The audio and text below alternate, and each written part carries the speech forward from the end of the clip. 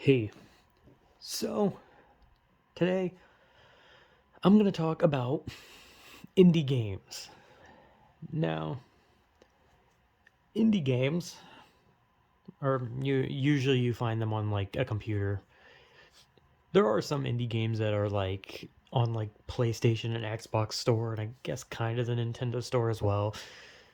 There are kind of indie games on there, but you're more likely to find them on the internet than you are anywhere else. Like I'm pretty sure Undertale was an indie game at one point. But Steam is a place that has a lot of indie games, but it's also a place full of like modern AAA games and shit like that. But the place there's two places you go if you want like indie games, and I mean obviously Steam has indie games, but considering it's like a hub for all games, Steam's kind of not really just indie games, right? So there's two websites that are about indie games, and that is itch.io and GameJolt. Now, I think Itch is more popular than GameJolt, though some people do still use GameJolt. I haven't really seen people use GameJolt in a long time though, and I use Itch. I play a lot of random games. I like Itch has like because like a lot of people who put games up on there are people who are like learning how to make games, and sometimes it's just people making short little games for the hell of it. Like there's well, Itch in specific is mostly like horror, like right? It's like a lot of horror games. It's like almost like nothing but horror games, and then there's also a lot of porn games. Hey man, it's fun. Like I spend a lot of time on. Well, I don't spend a lot of time on Itch. I go on Itch every once in a while. I try to see if there's like any new games or any new games that interest me anyway. And a lot of the time, most of the horror games you find are like I don't know, maybe like a 5 minute long thing with like a JPEG jump scare. And obviously, some people are like, they're learning how to make games, so it's whatever. And sometimes there's like short little horror games where you're just like, that was actually kind of interesting. I like that. And then again, there's porn games. Hey man, I already said that. But yeah, on Itch, there's literally every fucking genre, but it's mostly horror and porn, and sometimes a mix of the both. But obviously, indie games goes deeper than just horror and uh, porn.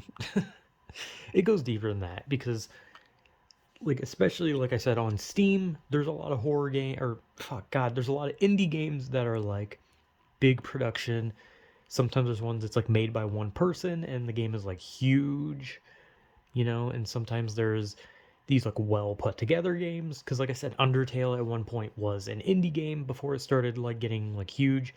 Doki Doki Literature Club was an indie game before it's is now being released in like physical copies. And I don't know if that really I don't know if that means that they stop being an indie game or not. Like I don't know if like once they start selling physical copies, that means it's not an indie game anymore. I don't really know the technicality behind indie, but there's a lot of indie developers, a lot of fun indie games.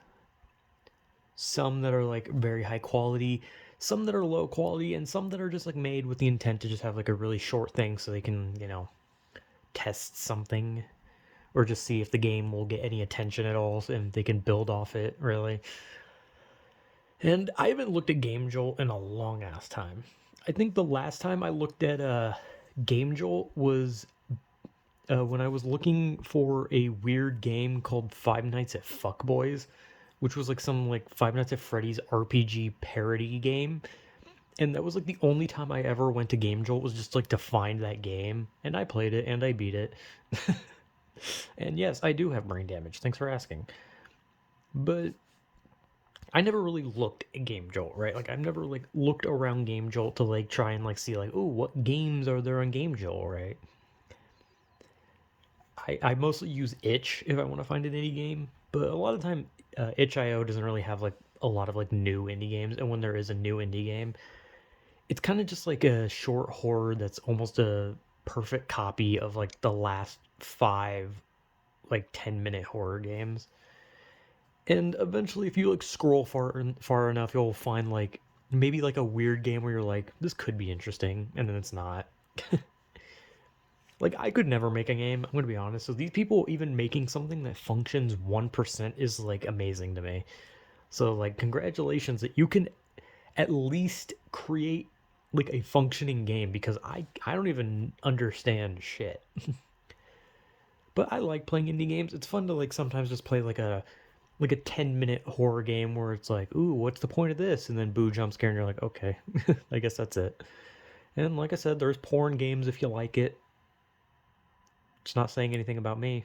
Or maybe it is. I don't know. I don't care. I really don't care. I don't really care if people do things, and I don't care if I do things. I'm stupid. Anyway, itch. I don't know. Indie games are fun.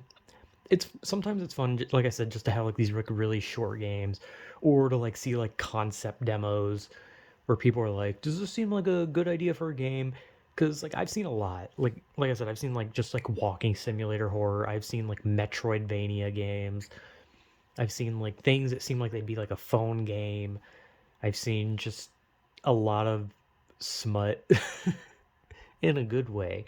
I've seen like crate character games. I've seen tower defense games. I've seen just about everything.